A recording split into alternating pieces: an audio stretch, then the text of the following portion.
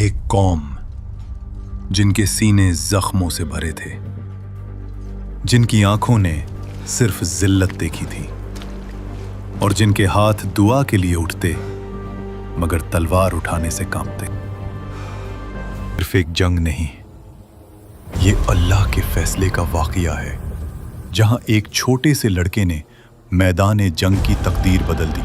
ये उस वक्त की बात है जब बनी इसराइल शाम और फिलिस्तीन के इलाकों में आबाद थे। कभी ये जमीन अंबिया के कदम चूमती थी, मगर अब इसी जमीन पर जुल्म का राज था। जालिम लोग कहते, उनके खुदा ने उन्हें नेमतें दें और ये गुमराह हो गए, अब ये सब हमारे गुलाम हैं। दुश्मन कबीले उनके शहरों पर हमले करते, उनके घर जला देते, उनके बेटों को कत्ल और औरतों को कैद कर लेते।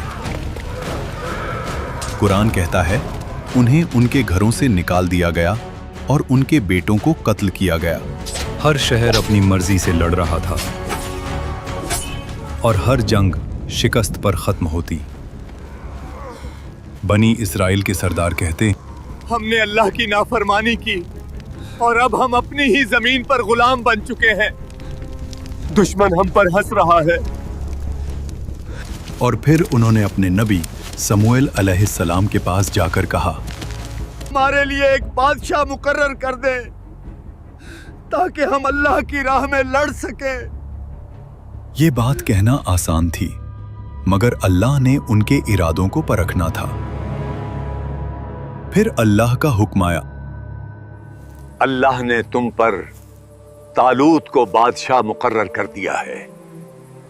तालूत न कोई अमीर शहजादा, न कोई मशहूर सरदार।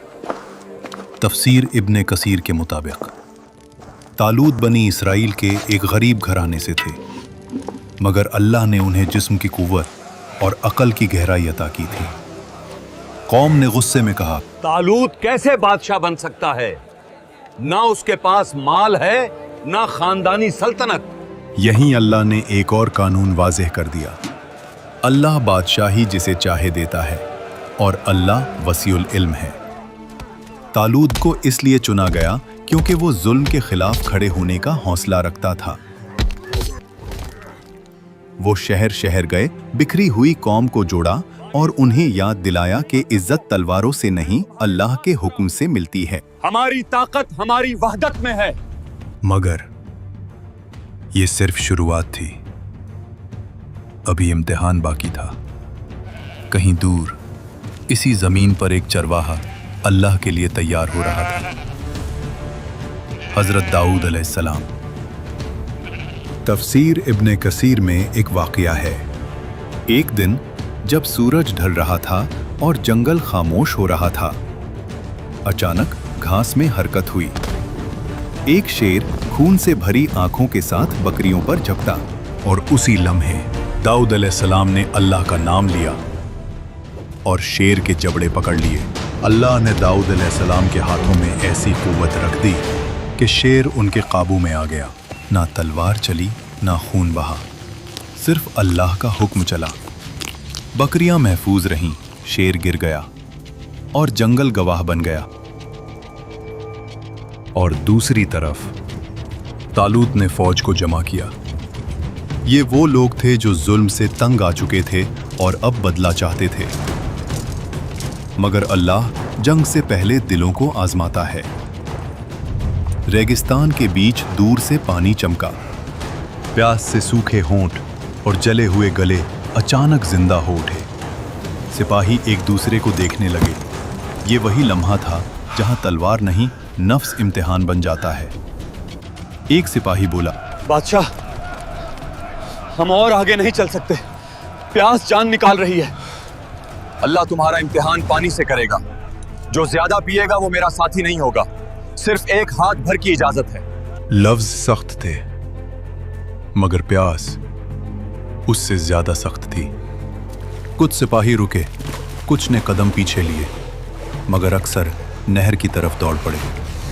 हाथ पानी में गए, होंठ पानी से भरे। लोग झुक झुक कर पीने लगे, जैसे जिंदगी इसी नहर में हो।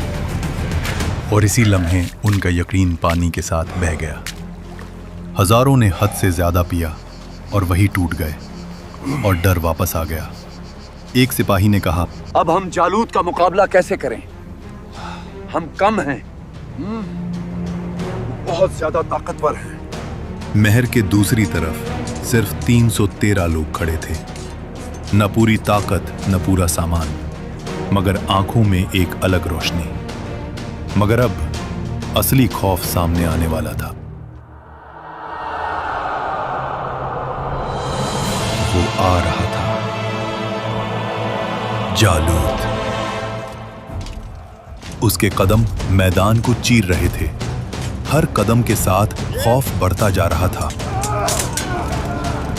ये इंसान नहीं है।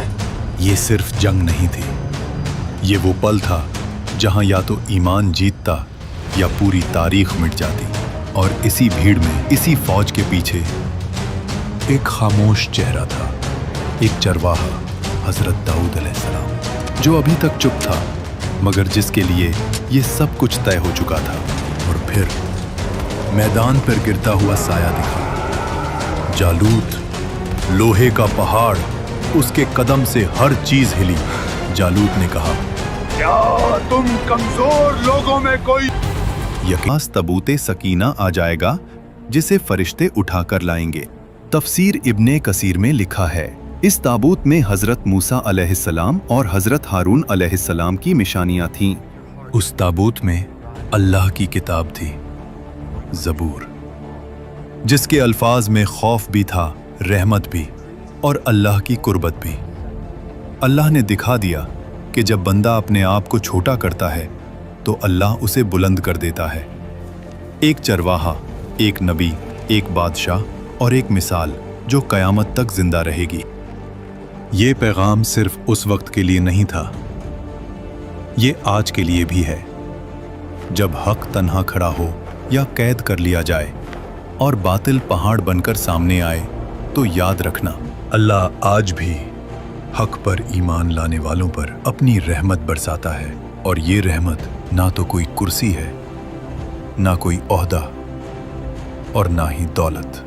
अगर आप भी आज हक पर ईमान रखते हैं तो कमेंट्स में अल्हम्दुलिल्लाह लिखें और अल्लाह का शुक्र अदा करें। लाइक और सब्सक्राइब करना मत भूलिएगा।